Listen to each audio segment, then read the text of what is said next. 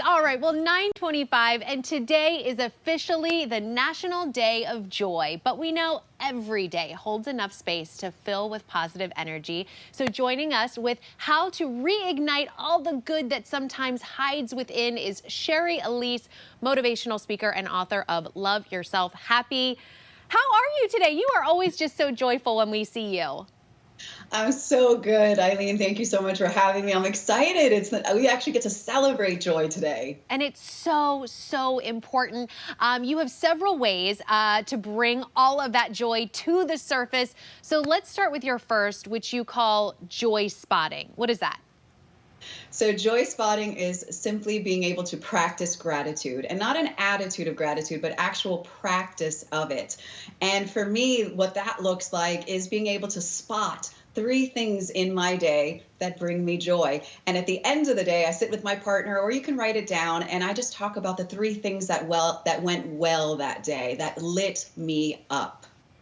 And it's so important because so many times it's easy for us to focus on the bad and the negative, but there really are those good parts. And it just immediately, as you're talking about it, makes you feel better. Your next one is writing a Dear You letter. Tell me more about that.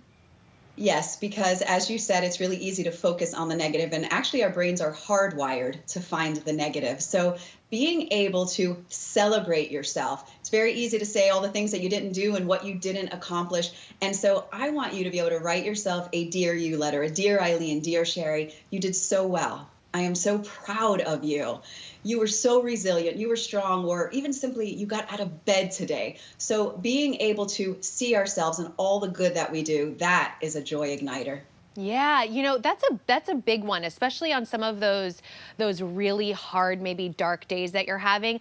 Celebrate just getting out of bed, because that's huge. And then I love this the way you tell us about talking about the importance of self-expression. Expand on that.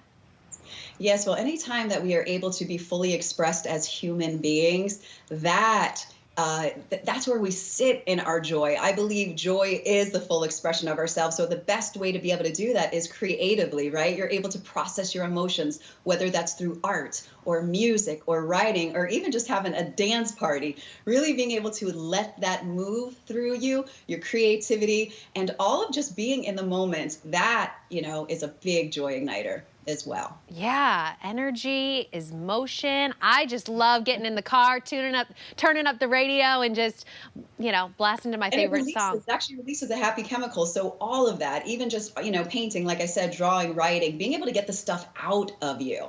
Yeah. Really. So the next one, this one I can definitely relate to. Talk about the healing power of nature.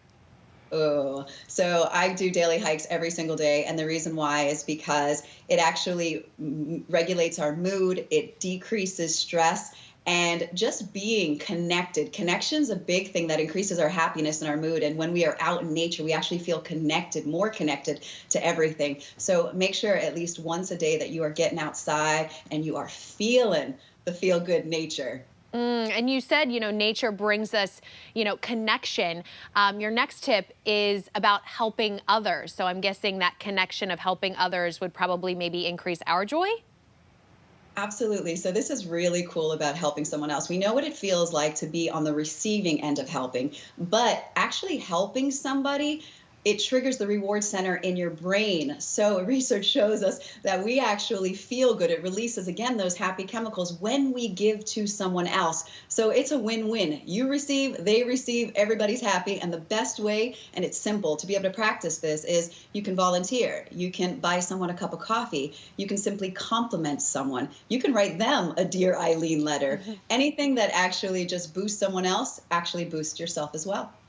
And then lastly, you say, we need to hug it out. And now it's finally more, allowable for us to be able to embrace our loved ones. Yes, it is. But I got to tell you, though, we actually can do this on our own as well. So nurturing touch, being able to wrap your arms around yourself, or even just touching your arm, that again releases oxytocin. That's why we love it as kids. And being able to, whether it's with yourself or someone else, wrap your arms around yourself and give yourself a big You know, it's so true. I mean, you kind of like don't think about it, but now that you mentioned, you know, that's the way with kids and the touch and just, I mean, I think about it, you know, when you're with your partner or when you're with a friend and they just reach over to just kind of touch you and say, you know, I'm here. It really means so much. Sherry Elise, thank you so much for joining us, bringing us all of the joy and igniting that spark in all of us. You can check out her book, Love Yourself Happy. Here's to a joyful day ahead for all of us. Thank you, Sherry.